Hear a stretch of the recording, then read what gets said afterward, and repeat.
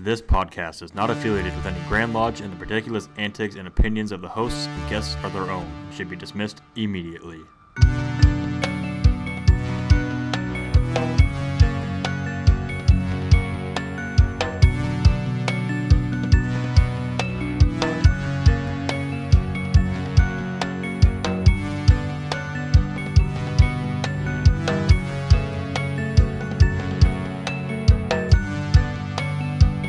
Oh, nice. Welcome to another episode of Studio 357 Masonic Podcast. I'm your host, Joe. It's our esteemed producer. Yep. That's Heath, for those of you listening. We have our newest co-host, Jim, Brother Jim Gill. Or as they said on Blazing Saddles, my name is Jim, but you can call me Jim. Yeah, that was funny. And then our... He was an assistant writer for Mel Brooks. Yeah. Wow, this is going to be one of those nights. It's going to be one of those nights. And then our very special guest tonight is Brother John Hardy. Is it Worshipful Brother? Worshipful Brother. Worshipful Brother. I always forget to ask that part. Just a minute. Does that look right to you? No, it doesn't look right. So if people are watching, are we going to start over? No, we're not starting over. I'll just go adjust the camera. If you're watching, you're going that to was see the right way. You're going to see Heath come in for a close-up. So That moved on me. oh my by the way. goodness, it zoomed itself and everything, huh? All right, so Well, depending on how far it went over there, it might have been a good thing. maybe it was auto tracking. Needs to stay on. The only attractive guy up here, Well, not me. First of all, I think we've started starting our show with shout out to our sponsors, Homeward Handyman Services, ran by Master Mason, does phenomenal work. Corporal Dagan Page Foundation, they do a lot of special work with service dogs and helping veterans in the Omaha area. For those of you who don't know, Corporal Dagan was one of the 13 service members killed at Abbey Gate in Afghanistan in the evacuation. And then bricksmasons.com. They have literally every piece of regalia you would ever need or you could think of. Well, maybe not every, but they got a lot. And then the Insurance Center with offices in Fremont and Elkhorn, and they can handle all of your insurance needs. They are Mason friendly as well. I think that's what the email said. I don't know. and Mason gear. And masongearshop.com. They're not officially a sponsor, but they do carry our swag, our branded shirts and hats and hoodies. Also, something that I've been forgetting to say is they have a lodge and collaboration section on their website. I did see that. I just ordered a T-shirt the other day, and I saw that when I was on the So website. your lodge can basically submit to them. You have to pay for the artwork, right? It's like $40 or something around those lines. It's not bad. But I don't even know if they're charging lodges. I'm not real sure. You have to get in touch with them. But at any rate, your lodge can work with Mason Gear Shop on providing an image, right? And then he will make you a section for your lodge on his website. The cool thing about this is he does t-shirts, hats, hoodies. You can do multiple designs. There's lodges on there that have regular square and compass. They have past masters shirts. There's a wide selection. There is a wide selection, but the really neat thing about this is, as a lodge, we've been through this in the past where, you try to get a hold of everybody, who all wants a t-shirt, what size do you need? With this function, with masongearshop.com, you just, once your stuff is there, your members of your lodge can just order a shirt. You don't have to order 10, you don't have to order 50, you can order one shirt. The designs are already there. That's very handy. That's nice. Is it embroidery or silkscreen? The polos are embroidery, I believe. Okay. Not 100% sure on that because I haven't bought a polo yet. These are the shirts. They're very comfortable. They fit well. Jim's wearing one of the hoodies. We probably have too much of their stuff. This is one of their shirts also. He has lots of designs, not just our stuff. He has regular Mason stuff too. Mm-hmm. Cool. But yeah, Brother Joe Morales in San Diego does good work. All right, so what have you been up to? We'll start with you. It's been working. That's it? About it. Yeah, really. We had a EA degree. Yeah. Last 2 weeks ago. Last week. Yeah. Last week. And we had installation. Yeah. You were installed as Senior warden. woohoo, Woohoo. big dog. Yeah. That was a big deal, and for the first time I get to say congratulations, Worshipful Brother. Thank you. And that was one heck of a red jacket you had on. I was Oh impressed. yeah, the velvet tux jacket. you Yeah, had, you that was bought impressive. That was Was impressive. it a night or 2 nights before? It was the night before. was I bought pretty- the whole suit. He found the tux shirt and everything, and the tux pants, It was snazzy. and then I let him wear my granddad's square and compass cufflinks. Are you going to wear that anytime to the Scottish Rite? Because as soon as you get the hat on, you look like a bellhop. Yep. Yep, sure will. My wife calls it the monkey hat. Yeah. We go around with the grinder. Yep. Well, the three of us were in the same class. We were in the fall reunion, so we all get our hats next month. We get our Yep. Okay. And that was something they added too. Now they have a capping ceremony Yeah. after the reunions. I went through on the 100th anniversary class Oh, yeah. in 2014, and we took our class picture, and then you had to order hats, and then you got them and took them out of the shoebox, and they were yours. There was no ceremony. Yeah. So that was a nice update. Yeah. We're looking forward to it. My wife doesn't really like to go to things like that, but she's looking forward to this one. well, What have I been up to? Probably just installation. Yeah. Practicing for closing, which went smashingly, I must say. good. I did a good job. I think becoming master of a lodge. Yeah, becoming a master of a lodge. It's a big deal. It's not a. I was nervous. A lot of past masters are like, oh, don't worry, it's just your year as master, but it's a weighty responsibility. Oh yeah, You know, I can at least imagine. I feel it is. I can imagine. It is. Yeah. There's a lot to keep track of. There is, and I'm not saying there's anything wrong with our lodge, but it has historically, I don't know historically, it's gotten to a place where we show up, we pay the bills, and we go home. Like, we have dinner and fellowship beforehand, and we all have a good time, we get along great. But like, we need more. I see more for our lodge. Well, good. Status You're the quo. man with the vision. You get the keys now. Yeah. Status quo is not good enough for me. Bring it on. And if it is for the next guy and the 10 after him, that's great, but it's not enough for me, so. Yeah, we have our installations this Sunday, and I'm installing Marshall, something I picked up doing, and there's not much more memory work than there is for any other thing for being that. So Yeah. I'm excited to do that again. I think it's the third or fourth time that I've done that. And then I was at installation for the officers at Scottish Rite. I finished my year as Venerable Master in 2023, so this was my first year off, but I keep coming to the meetings and try to help out where I can. Absolutely. What have you been up to, Jim? Well, unfortunately missed your installation. We had a family event back where I grew up in North Platte. But from a Masonic standpoint, enjoyed the installation at the Scottish Rite on Monday. That was this first week I got to do a few gigs as a newly initiated member of the Knights of St. Andrew. So that's Nice. I just actually came from an event right before this. So that was on Monday. And on Wednesday, I got to visit Mitzvah, which I've done a few times. They have an event on the third Wednesday. They call it Grow.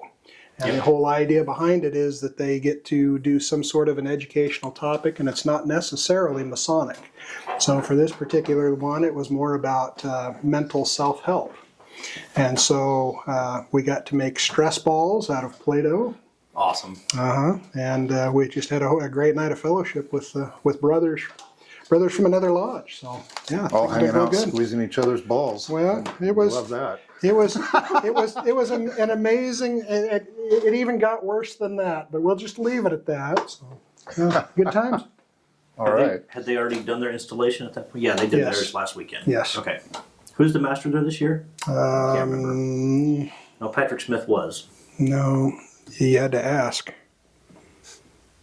Is it Terry Winter? Is that who it is? I don't know. I asked you. Well, I'm trying to remember. I don't know. I didn't go to their installation. I Are went you to having Grow. Joe syndrome? I'm having Joe syndrome. All right, so let's jump into some questions. Throw me on the spot. What did you ask the guest what he's been up to? Yeah, he just told us. Not completely. Oh, Well, I'll have plenty of time Formally. to talk. yeah. Tell us completely what you've been up to, John. Well, I've been working my butt off on doing like job stuff, but luckily my work is kind of one of my hobbies, so it doesn't really bother me that much. Work out of my house, so I have no commute, so get up, Perfect. I can go straight to work and not shower or shave until mid-afternoon and get away with it because the only person there to care would be the dog. And she's walking around. If I give her peanut butter, she'll be making some smellies, so we go around with that. But we have Brooks Call is finishing up his year as master at Waterloo, and Jason Sullivan is coming in as the new master this Sunday. So we'll be doing that installation. I think at 1 o'clock we're there to open, and then I think at 1:30 or 2 o'clock is the installation. Perfect. Is that it? Is that complete enough, Jim? That's good enough for me. Perfect. As long as you're happy. I want the guest to be happy. He's our guest. Just here to have a good time, so I'm okay so far. That is one thing we can do right. This is an inclusive group. We need to include everybody. All right. Okay. All right. Okay. So, John, what initially got you interested in Freemasonry, and what's keeping you here? Well, it's kind of a long story, really. It's like my history and at Waterloo is kind of short-lived. I petitioned there in 2011 and was raised in 2012. It took them almost a year to read the petition and vote on me, and then me and three other guys went through. And it was a good experience. But my first introduction to Masonry was growing up when I was not any taller than this table here, probably first or second grade. My dad was going through the lodge in Tacoma 31, and my grandpa was there helping him with cipher, and he was learning all the degree work as he was working his way through the chairs. So he was master there when I graduated from high school, and my grandpa was helping him, and my great-grandpa was also a Mason. So we have 3 generations of Masons, and I wasn't one of them. And when I turned 18, I was getting ready to go off to college, and my dad asked me if I wanted to join the lodge, and I really didn't know anything about it. And, after being in lodge, I came to find out that a lot of people are not equipped to answer a lot of the questions that people ask them when they want to join the lodge. So they're not really getting the full story. So I told them fraternity's not for me right now. Went off to school. I started out in the aviation computer science program for 2 years, played basketball, and a year in, met some guys at Sigep House, and lo and behold, I joined a fraternity. I came back from summer vacation, and Dad asked again if I wanted to join a lodge, and I said, well, I kind of didn't tell you this, but I joined a fraternity, and it's like they have beer parties and they have sororities. It's like, what else do I need? You know, like this isn't going to help. And he's like, well, it's not like that. So it got dropped, and we didn't talk about it anymore until 2011. And my father-in-law called me up one day on the phone. His dad had passed away and left him a box of Masonic cufflinks and rings and tie tacks and all the other stuff. And he called me up and said, hey, I'm thinking about maybe joining a lodge because my dad left me all of this jewelry and other wearables, and I don't know if I can wear it. And I'm like, well, you probably can't, but if you want to find out for sure, call my dad. Yeah. So I'm out on the deck grilling steaks, getting ready for dinner, and deck hangs up, and 2 hours later I get a phone call, and it's him. And he's like, hey, John, I just wanted to let you know I'm going to join Waterloo Lodge, because he lived a mile away. And that's the same one that my grandpa went to, actually, too. So I talked to him for a little bit, and I was kind of confused, and called my dad back and said, well, you talked to Dick for 2 hours. You talked to me for 2 minutes. I said, what did you tell Dick about Masonry that you didn't tell me? He's like, I told him the same thing I ever told you. Yeah. So I called my father-in-law back. I said, hey, I'm going to do this with you. So he's, let's see, I'm 59, he's 79, or just turned 80, and we had another guy named Elliot Bodorf who went through that was 39. So what was funny was we were 3, 5, and 7, 30s, Very 50s, nice. 70s. That's a magical number for us.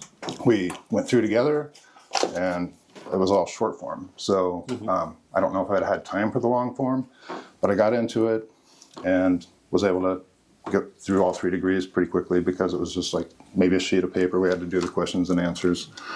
And there were hardly any guys that ever showed up for meetings. So I was raised a master, signed to the book, and the master appointed me to junior deacon. Wow. So I picked up there and was junior deacon for that year. And then the next year I was elected senior warden. So skipped chairs. And somebody told me, it's like, well, now you're in. It's baptism by fire. Yeah. And I learned the EA degree, fellowcraft degree, and master degree before I became Master Mason, or before I became Worshipful Master the next year. So from joining the lodge in 2012, I was Master in 2014. Wow. When you said it took a year to get your petition, was that something intentional, or was there something that going on that it took that long? And did you find that beneficial? I don't know if I found it beneficial. I actually got kind of pissed off because nobody called, and I called my dad, I called my grandpa. I'm like, it's like the petition's been sitting there. I don't know what's going on. What else do I do? The door is always locked, and I don't know when their meetings are, so I can't just like go walking in, or the Tyler would stab me with his sword. Right. My dad said, "Okay, I'll take care of this." So he called one of his old buddies who was a member of the lodge, and about a month later, his son called me and said, "Hey, you may or may not remember me, but it happened to be a fraternity brother from Kearney who was a Sig Tau, and his name was Maynard Smith. And he got me in, he was senior deacon, and then we went through the degree work and everything worked out. When we were allowed to come to the meetings after we were raised EA, they had opened an EA for us to come to meetings, and there was just enough people there to open, and that was it. So I think that was part of the problem. Yeah. And Elliot and I were looking at each other, it's like, we're the babies. Because it's like, it didn't smell like a funeral home, but there were a lot of old guys in there. Which is an important lesson. If you're having trouble, you're not getting anybody getting back to you, it happens. Just keep working on it, because there's various ways that people fall through the cracks, and it's unfortunate and it's not right, but I don't want anybody to give up, because it's well worth follow-up. So. Yeah, so that's how I got into Masonry, and it was like, yep, immediately in the hot seat, and went from there. I had guys in the lodge, so I was like, once I got into senior warden, it's like everybody was there helping me with the floor work and the esoteric stuff, so that went well. And I couldn't have done that without like Alan Rolfs and Brad Peterson and Dick Parcher and Elliot Bodoff and I all took turns doing the floor work, opening, closing, and learning everything. Yeah. I only learned what's necessary for my office that year, because that's almost too much to handle for my brain. I have to think a lot for work. Leave me alone, Jim. The hardest part about it is if it was something that was just written, you pick up a book and start reading it, or a magazine. Yeah. That's English. They write for the way that we talk, and none of this is that way because it's an ancient history. So it's like it's a little bit different to get used to.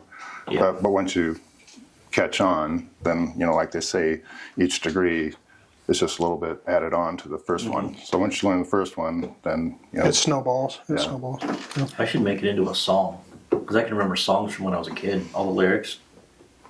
Some of those would be some pretty long songs, though. Yeah. Probably not a great idea. It's an idea. break it down, put some music to it. You can do it. I could. Yeah, they have AI generators now for that. Young guy.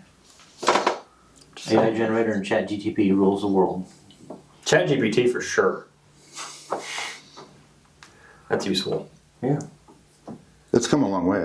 I'm using it now too for like marketing stuff. It's like I'll write paragraphs or copy for something, and then I'll say just change it to be from this tone, and it'll come back, spit out almost exactly the same, but it's much more impactful. And today I was experimenting. I got somebody wanted to do a yearbook ad for a school in Texas. I think it was Thomas High School or something in Round Rock, Texas. And this client wanted to put an ad in there, and it's Generation Z. They hate advertising. They they're very socially skilled. They're probably the first generation that was like entirely electronic. And I talked through ChatGPT to create an image for the ad that showed Gen Z in their school colors, and it had ducks and stuff in it, which I typed in there too to prompt, because that was the mascot was the mallard. So I thought, okay, so it's just a congratulatory ad and has nothing to do with the client other than saying, hey, congratulations, work on the future, make it brighter. Yeah, so he actually input stuff in there. Not give me a paragraph on this subject. I mostly use it to proofread stuff. It's actually getting better, but the little bit of computer programming that I do, it's got a ways to go yet. It's not there, but None of us are worried about it taking our jobs. I'm not. Computer can't, Definitely not. computer can't turn a wrench. No. yet. All right. Like actually a robot could, so technically. Yet. Yeah. All right. What are some of your hobbies? I like to dabble in everything. I used to play basketball all the time, and I did up until about 7 years ago. Went back to playing an alumni game at my high school. Everybody put on some weight since high school, and got my feet tangled up with somebody and ruptured my Achilles. Oh, no. So that was I heard it pop. It felt bad, but it wasn't like excruciatingly painful where I was like in tears. But I knew it was going to be painful. Right. And I got helped off to the sideline, wrapped it up in the elastic bandage, just like they did when I was in basketball, and they taped your ankles. And I took a half bottle of ibuprofen just to make sure that it didn't get bad, and sat through the rest of the game. And after the game, I had my high tops on, keep slowing down, and I drove a stick shift home made it. Oh, Wow. So the used to be, I said basketball was my wife was like Florence Nightingale and helped me through the recovery process, because I went from like a splint with an elastic bandage to a cast, and then another cast, and then the scooter and crutches, Yeah. the boot, and it was like 10 months before the doctor said I could finally, just you're released. You can go full speed now. But I hate being down, so it's like I replaced the toilet in our house when I was still in a cast, and my daughter helped me slide the toilet into the bathroom, and I got it put on there all by myself. Did that, but Laura's like, if you ever get on the fucking basketball court again and hurt yourself, don't call me. So that basketball was into that. And then so I picked up, I've always been a bicyclist. I'm still doing that. And I like cooking, and I've been going to the gym since my wife and I got married, but I had a short stint where I couldn't go when I ruptured my Achilles, and then 2 more years after that. So I had 3.5, 4 years because of COVID and the injury where I couldn't go to the gym. So I didn't really put any weight on, but just what I had turned to flab. So I'm working that back out. Yeah, I'm in the process right now of losing a fair amount of the flab, and then I can start tightening it back up. I'm not. I should be, but I'm not. Down 22 pounds. Well, because every time you make me feel bad. You make me look really bad when you're doing this. Sucking it a little bit. I don't know, I laugh. I've never had, it's like, I think I graduated high school, I was like 210, 215. And after college, I was 225, 230. And now I've been 230 to 235 for the last 30 years. And it's just like, it depends on what time I weigh myself, whether or not I've taken a dump that morning. How tall? 6'6". 6'6". I'm 5. Used to be 5'9". I'm like 5'7", and I weigh the same. I was really close in high school. I was at 220, and at the heaviest after college was 320. I blame my wife. Wow. I told her that because she was such a good cook, but I met my wife in high school and gained 100 pounds. So honestly, this would be hard for anybody that knows me or has only seen the show, like on Spotify and YouTube. I went into the Marine Corps and had my boot camp, my dress blues Marine Corps picture taken. I was 119 pounds. Wow, half the man. Yep.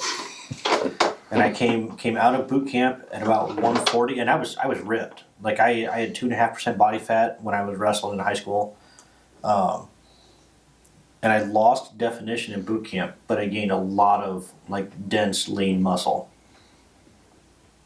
Yeah. And when I got out of the Marines in 1999, I weighed 165, and I stayed there for a while. I went through some hardships in life and lived at the bottom of a beer bottle for a while. No. I think the last time I weighed 140 was around third grade. Yeah, I was going to say, that sounds about right. And you're probably already. And the whole reason behind getting into the gym was my wife and I lived in an apartment downtown, and we had access to all of the restaurants downtown. And when we weren't at the restaurants, it was like we were both working, so we were eating Totino's pizza, fried food, and stuff like that. I think I got up to 250, 260, and we were joining the Dundee Presbyterian Church because we were close to that one, and we went to take our photo for the church directory, and we looked at it, and I was like, oh my God, when you look at yourself through the camera lens, it's way different than in the mirror, because it's like, Yeah. was that a fisheye lens? Oh no, you're just fat.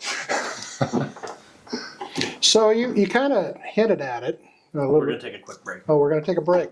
Never Okay. mind. I'll be quiet. All right. Thanks, Jim. That's what everybody's been waiting for. I knew it. I knew that was I know it. coming. I knew that was coming. What did you hint at so I can prepare? I'm not saying you're going to have to wait and come back. All right. All right, producer. Good. Produce things. At Homeward Handyman Services, we pride ourselves on being honest and giving every job the attention it deserves. Owned and operated by a master mason with 2 decades of expertise in home repair. We are bonded and insured, and we carry the highest standards when it comes to taking care of your home. Whether you need a faucet changed or a light remodel, we can take care of your home improvement needs. Call Michael at 402-915-0824 today for a free estimate.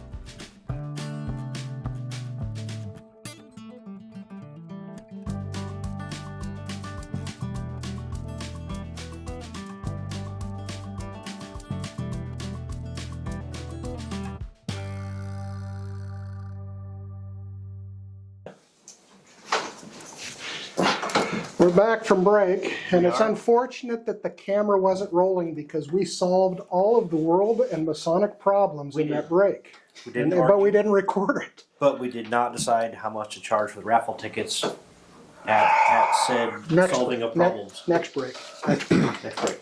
All right, I believe it's my turn. I think I get to ask a question, Attention. and I've got a fresh clock. Woo! You alluded earlier to what you do for a living. You said that it was it's kind of a hobby. You enjoyed doing it. You kind of hinted at what it is, but what is it that you do for a living? I am in advertising, marketing, graphic design, web design, search engine optimization, high school football uniforms, mascots, and everything in the creative world. I own a company called Brandscapes, and it's something that I actually have been doing ads since I was in second grade. So at the age of, second grade, 7 or 8 years old, my dad had a business, and I did the newspaper column for him, and we were running ads for his crop dusting business. And it started out, it was a cartoon strip with bugs, and it was bugs talking back and forth about how they're going to be killed by my dad, the crop duster. And it was like a series. It was a weekly paper, little stick figures and little thought bubbles, and we're gonna die. And so it started, they're trying to scheme, and they always died in the end. And it was my dad and his partner from the business, Harmore Ag Air at the time, bringing them to their demise. But the funny thing about that was I was 7, and that was the concept, was bugs and weeds talking to each other about how they're going to be killed. And there was a commercial came out for another chemical maybe 10 years ago that I saw at the most, and it was 2 weeds talking to each other in a field about the whatever Buctrol or Pounds or whatever chemical it was a herbicide that was going to do to them. And I was like, I thought of that 50 years ago. Go after them for copyright? Yeah. In second grade, you don't know how to copyright. All you need to do is you hate girls and need to know how to wipe your ass. Yep. And play. That's fun. You got that figured out yet? Nope. Okay. So that was it. So yeah, I've been. I'm honestly like one of the only people that are my age they can say I've got 50 years experience in my business. And I'm not even 60. So Have you still got any of those cartoons laying around? You I do. frame 'em? Yeah. My mom clipped them out, and they used to be printed on white newsprint, and they are all not post-it note yellow, but it looks like they've been in a smoker's house for 20 years because it's like the edges are torn a little bit and it's kind of yellowed. But yeah, my mom saved all that shit, so I have some of those. Perfect.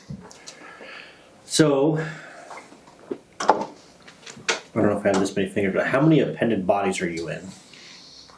Well, I'm lifetime. Well, I'm in Waterloo 102 Lodge. I'm in York Rite as a lifetime member. I'm in Scottish Rite as a lifetime member, and the Shrine as a lifetime member. And I am in a couple of other groups that are within all three of those. So I try to manage my time, and one thing I'll tell everybody is like learn how to say no, because you get asked to join everything in the world. Pick some stuff you like that you can stick to a schedule. And I know we were talking about TJ during break. TJ, God bless you. You're in everything, and you have more strength and will than I do. But some of us are mortals and cannot handle all of that. So God bless you. I'm sticking to the things that I know and love, and I'm trying to help out that way.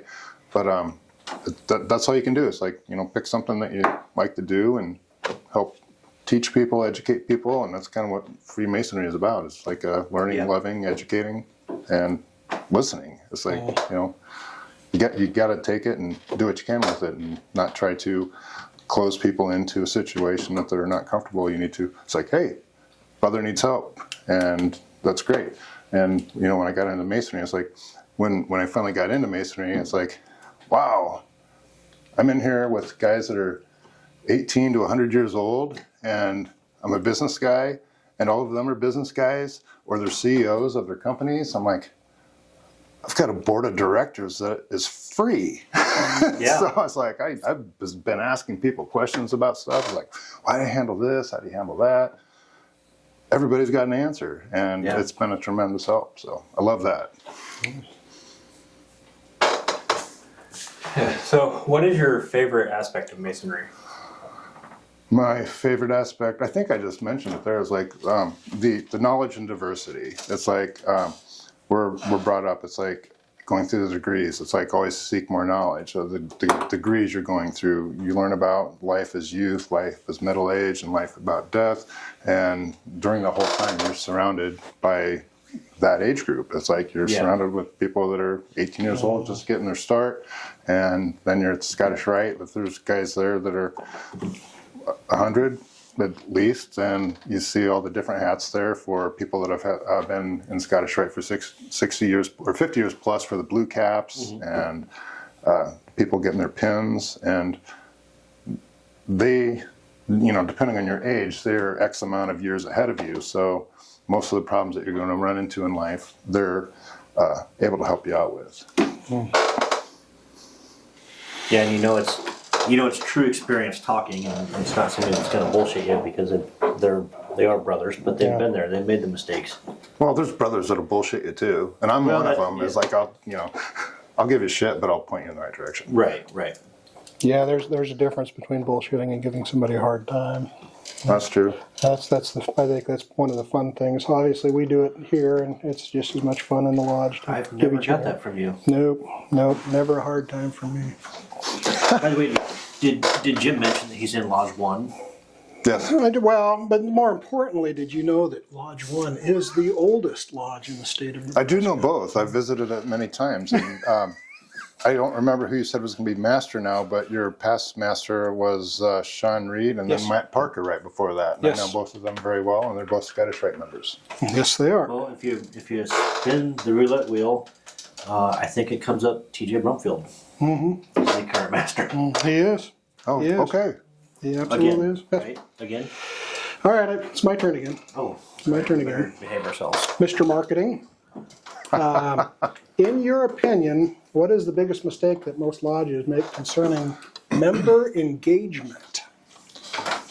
Well, that could keep us here for the whole night. But one of the things that people miss is they don't listen to what the members want. So I was passing around some handouts during break. One of the things that I did when I was master was I was so new into Masonry, where I was raised as a master in 2012 and then worshipful master in 2014. I didn't know what I was doing, so I asked people for a lot of help.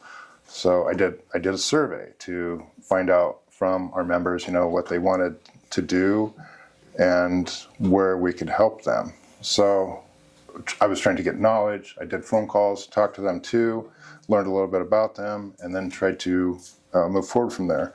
So I think one of the biggest problems is people don't engage with their members. So you need to be there. You need to be the brother. You need to pat their back. You need to give them a hug when they're crying, help them through the stuff that they need.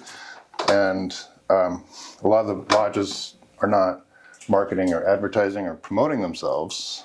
When I came into Waterloo, I told you, or maybe mentioned earlier, that we didn't have a lot of members there. We had enough to open and close, but we, had to get help from outside lodges to do the degrees. And me being in marketing, when I was first looking for Waterloo Lodge, I had asked my grandpa where it was because I couldn't find it online. And then when I did find it online, I couldn't find their website. And then after doing a bunch of search terms, found the website and then found out that it looked like a 1928 linotype newspaper print. And I was like, this is so bad. So we pulled that site down. I donated new website, the hosting and everything, to get a new one up and set it up with the right tools so people could find us. And then as master, I was like, I invited everybody to just find one guy.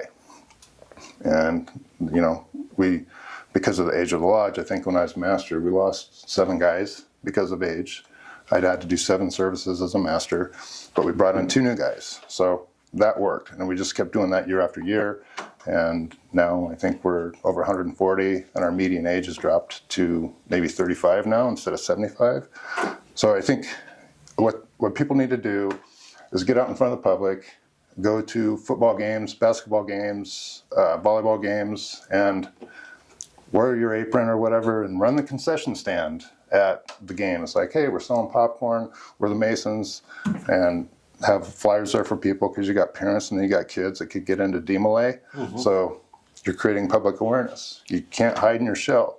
There was a guy from England, his name I think was Stuart Britt. He was a professor, and he said, I wrote down the quote here, doing business without advertising is like winking at a girl in the dark.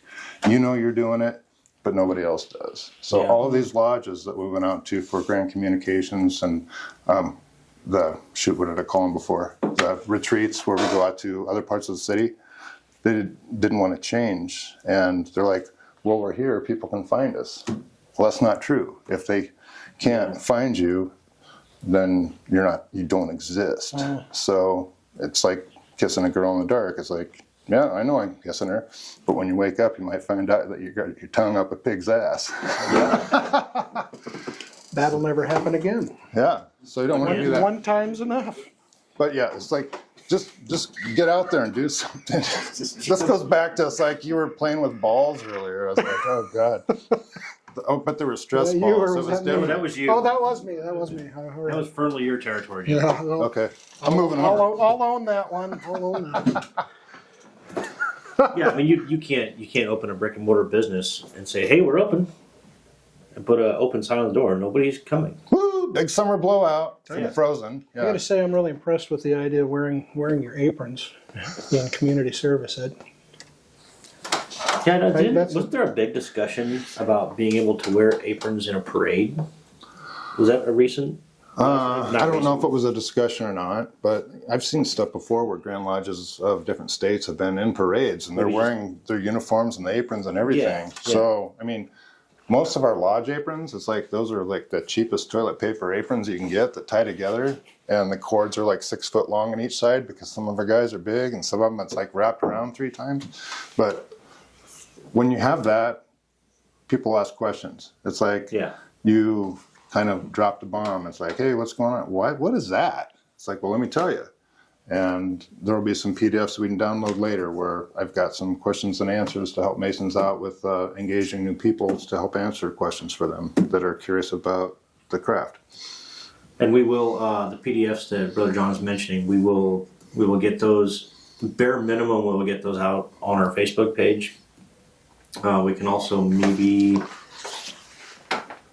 I don't know, you would probably know better than us. Well, you can put them wherever you need to. It's like it'll be, you can upload to YouTube, and for the YouTube stuff, you can upload it there. Or if you need to, I can actually upload them on my website and give you links that you can post in the comment section right underneath what you post. Yeah, that would work good. I was gonna say if there was a central place that we could give a link to. Okay. Even better, because we'll take some people to your website. Yeah. Yeah, and take them to Waterloo. Maybe that's where I can put them, is at waterloo102.com, There and then you I'll go. have some downloads. So you can make us a website too, and then Good idea. Making I'm enough. impressed that you spelled PDF, to be honest. right. Me too. What's the number for 911?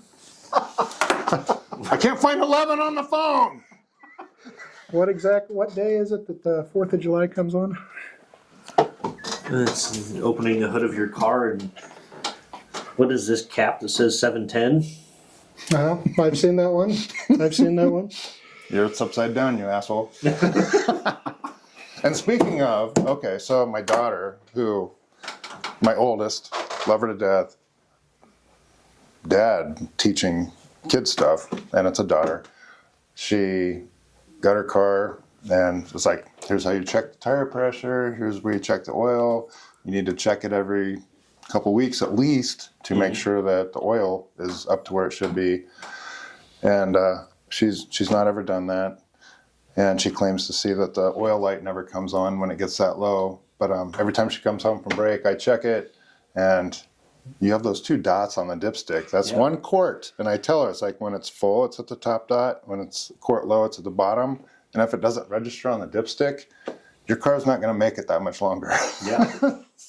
So one day she came home, went out to the car. It's like, I know she hasn't checked the oil, so I'm just going to check it. So pull it in the garage, let it sit for a while. Garage is flat, our street's sloped. I went out there, popped the hood open. There's no oil cap. It vibrated off, and there was like oil and all that crap where it shot out. And I was like, oh God, I hope her car can make it for a while longer. And when we do sell it, it will be on the black market, and we'll sell it to wherever, because I don't want to sell to anybody I know around here. If it's still running now after you put oil in it, it's fine. What kind of car is it? I'm not saying. It's an oily car. Is it a Toyota? No, it's a Nissan. Nissan? Yeah. But That'd it's be fine. it's her first car, and she's put 30,000 miles on it, and it just cracked 100, I think, 105 or somewhere in there. Oh, that's nothing. It's How still many miles running. have you put on in the last 3 years? 71,000. Whoa. He works at the base in Lincoln. Okay. We have a new transmission in it and everything, so it's like, that'll go good. Yeah, Nissan make good cars. Toyota make really good cars. Engines. No, it's been a good car. Transmissions Are we good, too. working on Great another innovation. sponsorship? If Toyota sponsors us, we're going to get a new table. We're going to up our subscription tier. We're getting an actual. Well, we already have a multi-$1,000 camera. We're getting a bigger camera. I don't know if you can. I know you can get Yes. it better, but this is pretty good. Say that's an entry level mirrorless. Plus the photographer, it's entry level. I don't have a $3,000 camera. Of course, because I wouldn't spend $3,000 on a camera. Well, the camera Well- itself was only like 1,800. If it is something that you're going to use all the time for Yeah. stuff like this, it's well worth it to have good Well, equipment. and he bought it because he does Dues? automotive photography. Both still shots, like still photo shoots and stuff, and then video clips and drag racing photos and stuff like that. Okay. Well, then you were here when Gabe Ruiz did his Oh, yep. podcast, so he's a good guy to talk to for. Oh yeah. Oh, yeah, Me and him are well acquainted. Okay, good. Yeah, Gabe's a great guy. Yeah, he speaks very highly of you, also. Well, he's a good guy, so Yeah. yeah, it's like everyone in my lodge, it's like there's good aspects about. Yeah, everyone. we went to the first event that we took my Corvette to was a roll racing event down there at the track, and we were talking to a guy. It's also in your lodge. Uses a cane, leather vest. Kelly. Yes, we were talking with him, and I noticed the square and compass on his vest, on his leather vest.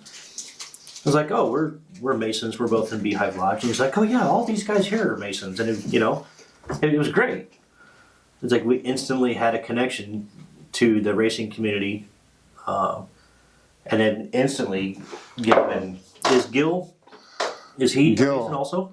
Yeah, Gilbert. Okay. Gilbert Dilbert, and he's a nice guy. But when I first heard his name, when Gabe introduced us, I'm like, are you kidding? It's like Dilbert Gilbert, and he's like, no, that's really his name. So it's like he's an awesome guy, and we just call him Gil. Yeah. But yeah, it's like we had this, and they gave him I think they went Instagram live or something, The Facebook and Instagram.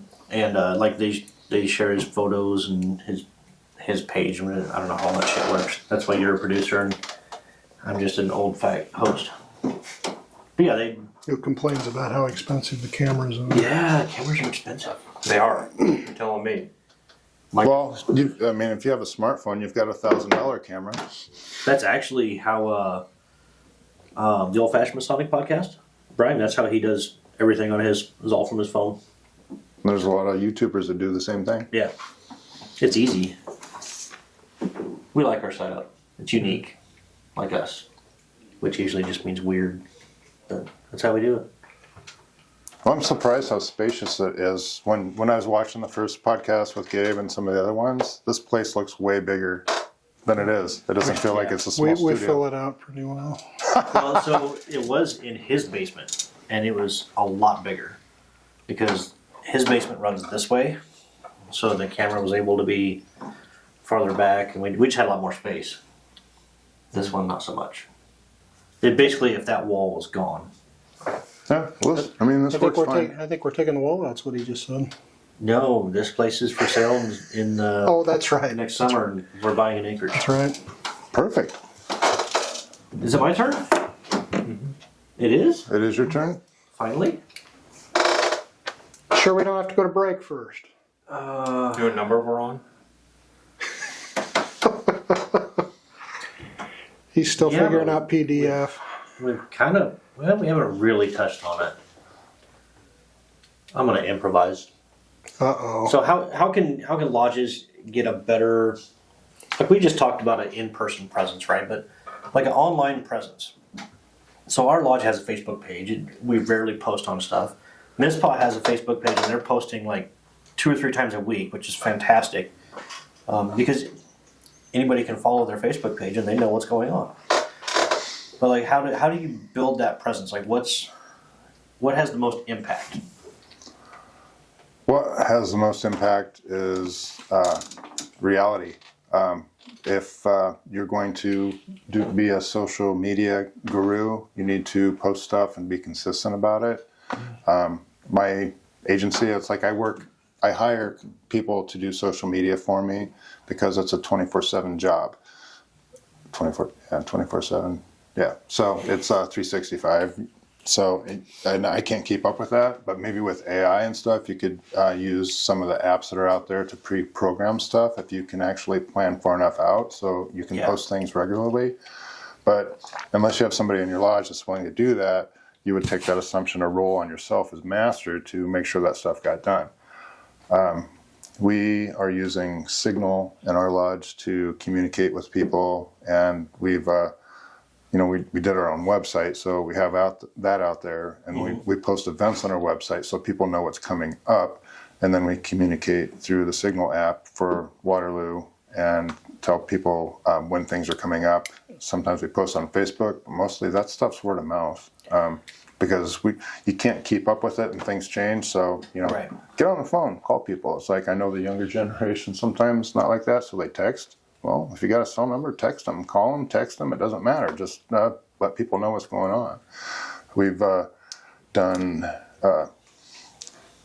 Everybody has talked about. They get together. They have dinner before a meeting, and then they do their meeting, and it's like open, close, pay the bills, vote. Yes, pay the bills. And any new business? No. Any new petitions? No.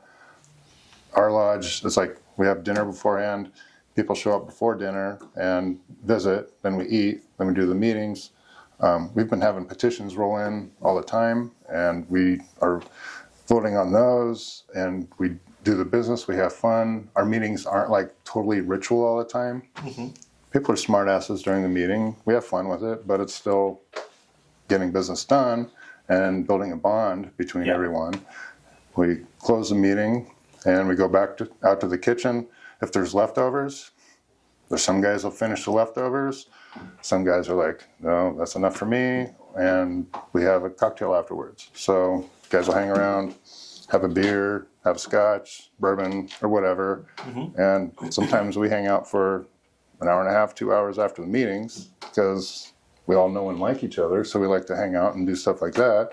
And then we also have friendship events at our lodge. So we can invite people there for, we have a luau coming up in February where it's open for anybody to come. You don't have to be a Mason, you just have to RSVP. When in February? I'll get you the date for that. I can look it up after the meeting and then you'll be able to post it. But that's coming up. We have a margarita machine and it's got 2 flavors in there. And your kids are welcome, so they can have slushies. And then there's bottles of rum and vodka on the side, so you can have an adult beverage too.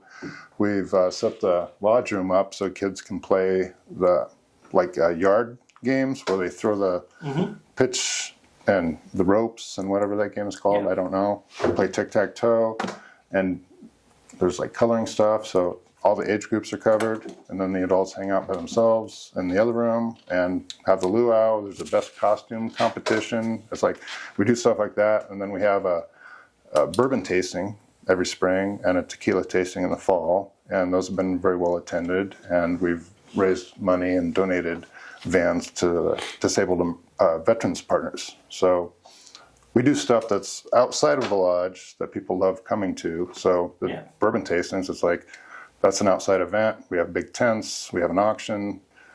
Raise between $7,000 and $10,000 a year. Have cigars and do all the fun stuff. It's like we communicate, have fun, and don't be stuffy. It's like make people want to come to your lodge. And to go back to some of the other points we talked about earlier was we're in the age now where everyone's working. No one has time to do everything. So why do I want to come to your lodge? I don't have time for it.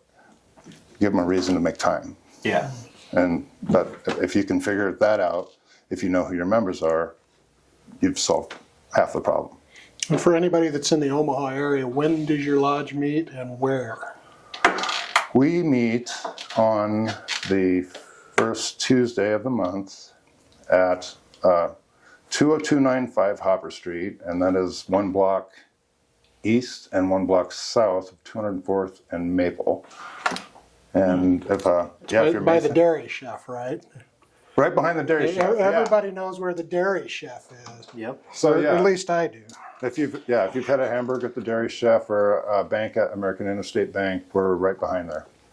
And the parking in the bank parking lot for meeting nights, that's free because our lodge actually owns the property around there, so you don't have to worry about finding a place to park. Unless you're coming in like June, July, August, when it's like super busy and the dairy chef has like lines outside. Yeah. And something else we're trying to work on is a movie night conglomeration with dairy chef to kind of intermingle some of the people from there to our lodge. Involvement. Yeah. Very nice. All right, well, let's take another quick break. That hopefully is not 45 minutes. Was that how long the last one was? It was pretty close. It was a time warp. You know, it doesn't matter. Yeah, we're good. I could talk about this until I pass out.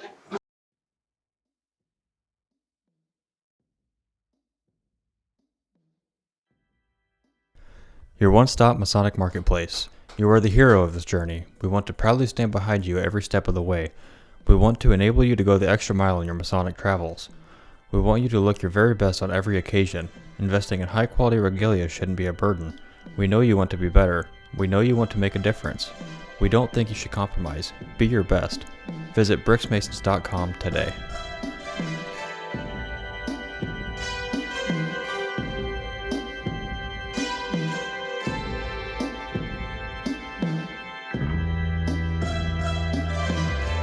We're on. We're on. Yep. And we're back again. Yep. Whoa, what was that? That was the charger. Oops. Okay. All right. This Technical going difficulties. very well. All right, so we kind of hit all the questions. That's kind of it. That was the plan. Yep, we did. That was good. Hitting That was on a fun episode. hitting on all cylinders.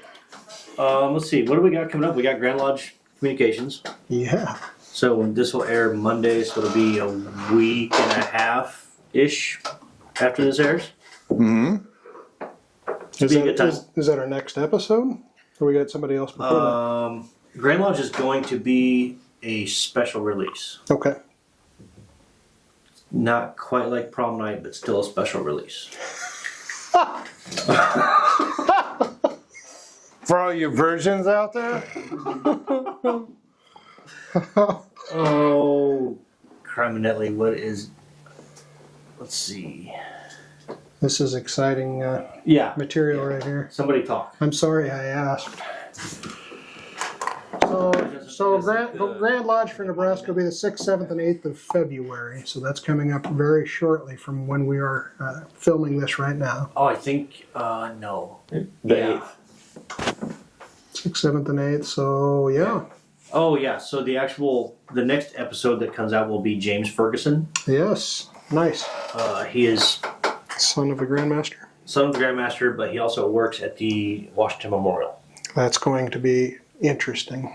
Yeah, so hopefully we can find a quiet-ish corner at the Eunice Center there in Kearney and get some good content with him. Look forward to that. Yeah, it should be interesting. Definitely, everybody, if you're at Annual Communications and you listen, stop by, let us know. And we're going to be doing some quick hitter, little quick interviews. Sit down and say hi. Shout out to your lodge, your brothers, and anything else you want to say. How you're going to solve all the masonry problems if there are any. Well, we usually do that on break. we have solved all the problems on break, but any one of us here, contact us, studio357podcast@gmail.com. You can ask me any questions you want to. The luau we talked about that you need to RSVP for is February 21st, 6:30. And cutoff date is February 14th to RSVP for that. I am going to upload some PDF documents for recruiting questions and answers for anybody that's trying to recruit for the lodge. So people don't get hung up on whether or not they know what to answer when somebody asks them, hey, what are Masons about? You guys need to know that. You just can't go out there and say, oh, we're a good group of guys that all believe in the same thing. This isn't competition for people. You need to go out there and compete for time, because people got Rotary, they have JCs, they have Lions Club, they have networking groups. You need to focus on what Masons can benefit people for. I mentioned earlier when we got in, we got members from 18 to 100 years old. If you're going to sit around and just work around that, then most of those groups don't work for you. But if you are willing to sit down and listen and learn and work to develop your business or something like that, you've got a board of directors here that can help you out with your business. Luau party at Waterloo, did I already say that one? Yep. Okay, I already took care of that. So If you'd like to go to the luau, send us a message on Facebook or send us an email. if you're local, yeah, I'm going to put that up on the website. But Joe gave you an email address for that. And anything else, if you have questions that you want me to answer, send it to the same email. I am working in marketing, so I've helped my lodge and several appendant bodies get through their struggles. And I've been to area meetings where people complain about stuff that's not working for them. I'll give you advice, and it's for free. So send them email questions, and I'll help you get through your rough spots. And these guys are here to help too. It's like we're just recently friends, so they're all great guys. I trust them, and I hope you trust me too. Yep. And if you didn't catch the email address, you can on Spotify and YouTube. You can just pause it. It's in the closing credits. But it is studio357podcast@gmail.com. Again, as always, go to masongearshop.com, buy their shirts, buy our shirts on their website. Well, let's not forget about Fat Tuesday. That's the Fat holiday Tuesday. named specifically for me. So we got a Fat Tuesday warm-up. It's going to be Friday, February 28th. Me too, man! At the Scottish Rite Center in Omaha Valley, $35 per person or $50 per couple. It's going to be Cajun cuisine by the Culinary Masters and music from the Prairie Gator Band. Is that like cryptozoological? Oh, cryptozoological. Hey, that was my word. He didn't mean to say Cajun cousins, because we don't go that way. All right. On that note, we'll put a bow on this thing. All right, And cheers. Until next time. Oh, wait a minute. Wait. I want to give a shout out to our brother JD. Okay. JD, tell our brother Tyler we're out of here. Yeah.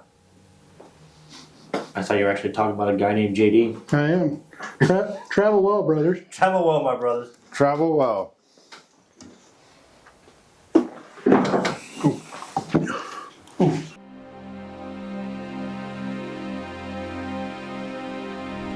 Demonstrate that love never ends through the commitment to support past and present service members, the communities that surround them, and the loved ones of those whom we will never forget. Visit deganpage.org for more information.